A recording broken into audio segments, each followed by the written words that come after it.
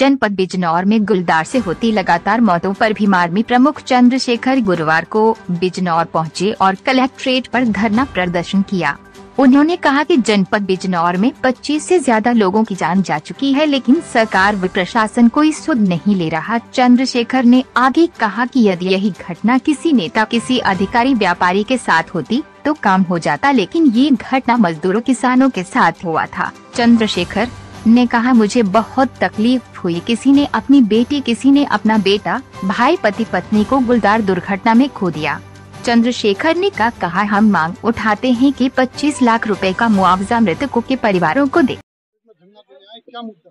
देखिए, बिजनौर जिले में पिछले 3 महीनों के अंदर 25 घटनाएं हुई।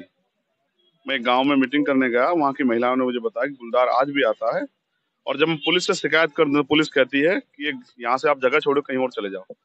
शिकायत का निवारण करने की बजाय जनता को ही वहां से जाने के लिए कहना, कहाँ से जाएंगे लोग। तो 25 से ज्यादा लोगों की जान गई है, लेकिन बुरा यह है कि अब तक सरकार ने या प्रशासन ने उनकी सुध नहीं ली। मैं समझता हूँ कि यही जान, जबकि ऐसा नहीं होना चाहिए किसी के साथ भी कोई घटना हो, अगर यही किसी नेता, किसी अधिकारी, किसी व्यापारी के बच्चों के साथ होता तो शायद इस पे कोई काम हो जाता, लेकिन ये घटनाएं किसानों के साथ, मजदूर परिवारों के साथ हुई है। सरकार ने इसलिए संज्ञान नहीं लिया। मेरे कहने के बाद कि 21 तारीख को मैं जिलाधिकारी जी के यहाँ हम 4-5 लोग जाके ज्ञापन देके सवाल पूछेंगे, आप ये मानिए कि उसके बाद अगले दिन 19 तारीख को फिर घटना हुई, और एक बच्ची जो 12-13 साल की थी, और उसने भी इस घटना के बाद उसका गुलदार ने उस पर हमला किया, उसने भी दम तोड़ दिया। मुझे बहुत तकलीफ हुई कि किसी ने अपनी पत्नी खो दी, किसी ने अपनी माँ खो दी, किसी ने अपनी बहन खो दी, किसी ने अपना भाई खो दिया। एक हमारे किसान थे सिख यहाँ, उनका 22-23 साल का अकेला बेटा, उसको गुलदार उठा ले गया, उसकी जान ले ली।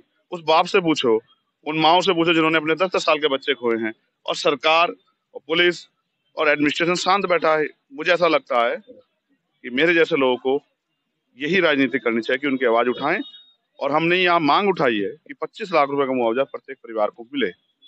किसान अपने खेत पे नहीं जा पा रहा, गुलदार ना जान ले ले। मजदूर अपने लिए काम करने नहीं जा पा रहा। बहुत सारे ऐसे लोग हैं जिन पे कोई रोजगार नहीं है, उन्होंने पशु पाले हैं, खेत में घास लाते हैं, घास का चारा खिला के दूध इकट्ठा करके दूध बेचते हैं। वो लोग परेशान हो गए, लोग भूखे मर रहे हैं, लेकिन कोई सुनने को राजी नहीं है। इसलिए मेरी जिम्मेदारी बनती है कि मैं यहाँ के संघर्ष करूं और सरकार से जवाब मांगू। आज हमने जिलाधिकारी जी को ज्ञापन देना है, जिसके जरिए हम 25 लाख रुपए के मुआवजे की मांग की है, और घायल उनके लिए जो मृतक है उन परिवारों के लिए, और घायल लोगों के लिए 5 लाख रुपए की मदद की मांग की है।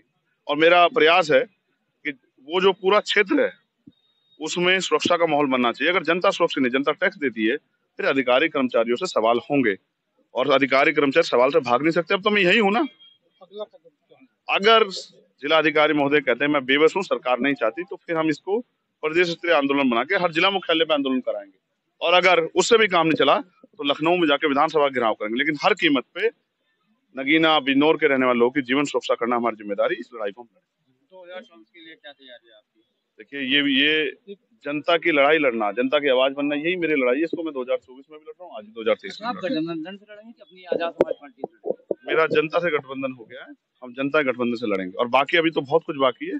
आने वाले दिनों में आपको बहुत कुछ जानने का मौका मिलेगा। नगीना कंफर्म क्या? यस, नगीना लड़ेंगे। अच्छा, अगला एक छोटा मुद्दा ये है कि जैसे लोकसभा में इस समय बवाल चल रहा है कि मुख्यमंत्री को लेकर विपक्ष को गठबंधन बाहर कर दिया गया संसद से, और उधर बीजेपी वाले ये आरोप लगा रहे हैं कि उपराष्ट्रपति का जो सम्मान हुआ है, बेइज्जती हुई है, तो इसे आप किस रूप में? 2 चीजें हैं। पहला, जो सांसदों को बर्खास्त किया गया, उसमें मैंने अपनी बात रख के कहा है कि ऐसा समय जो तानाशाही का दौर आ गया, सरकार विपक्ष विहीन लोकतंत्र की कल्पना कर रही है, संसद की कल्पना कर रही है। ये लोकतंत्र की हत्या है। इसलिए मैंने कहा कि सभी सांसद 1989 की तरह इस्तीफा दे दें और सड़कों पर जनता के अदालत में चलें, और हम उनके साथ हैं सड़कों पे, जिससे कि सरकार की तानाशाही को रोका जाए। दूसरी बात, मैं उपराष्ट्रपति जी का बहुत सम्मान करता हूँ, लेकिन मैं याद दिलाना चाहता हूँ, मैं उनके, अगर उनका अपमान है तो मैं इससे बहुत आहत हूँ, लेकिन जब हमारी पहलवान बेटियों का अपमान हुआ, जब हमारी पहलवान बेटियों को घसीटा गया, तब भी सब यहीं थे, और जब 700 किसानों की जान गई तब भी यहीं थे। जब प्रधानमंत्री एक शब्द नहीं बोल पा रहे थे, जब चुनाव आया तो हाथ जोड़ने पड़े, लेकिन पहलवान बेटे जिन्होंने देश का गौरव बढ़ाया था, वो भी शायद इसी समाज से बिलोंग करती थी, लेकिन जब उनके कपड़े फाड़े गए, उनको पीटा गया, उनको खींचा गया, तब शायद मुझे लगता है एक शब्द जो है उपराष्ट्रपति जी भी नहीं कह पाए। मुझे बहुत दुख है कि उपराष्ट्रपति जी भाजपा के इशारे पे एक गलत पिच पे खेल रहे हैं। किसानों को इसका बहुत बड़ा नुकसान होगा। मैं उनका बहुत सम्मान करता हूँ, और उम्मीद है कि उनको भी खुद एहसास होगा कि वो भाजपा के तंत्र में ना फंसे। वो एक संवैधानिक पद पर उस पद की गरिमा बना के और आगे बढ़ते रहे। हम सब लोग उनका सम्मान करते, कोई उनका अपमान नहीं कर सकता।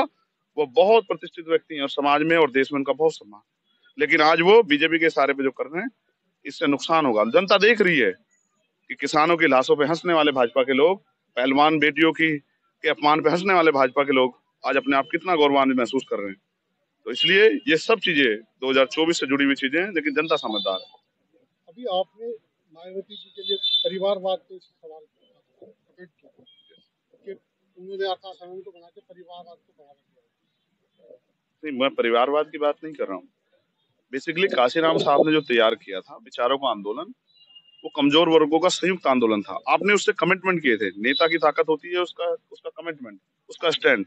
जब नेता अपने कमिटमेंट स्टैंड छोड़ता, विचार छोड़ता, तो समझ जाना चाहिए। लेकिन पिछले साल बहन जी ने कहा कि वो भी बहुत मजबूत है, 20 साल कहीं नहीं जाने वाले, 20 साल तक वही राजनीति करेंगे। अचानक क्या हुआ 1 साल में कि आपने उत्तराधिकारी घोषित कर दिया? तो मैं समझता हूँ उनको खुद महसूस हो गया कि आज की राजनीति में वो फिट नहीं बैठ रही है।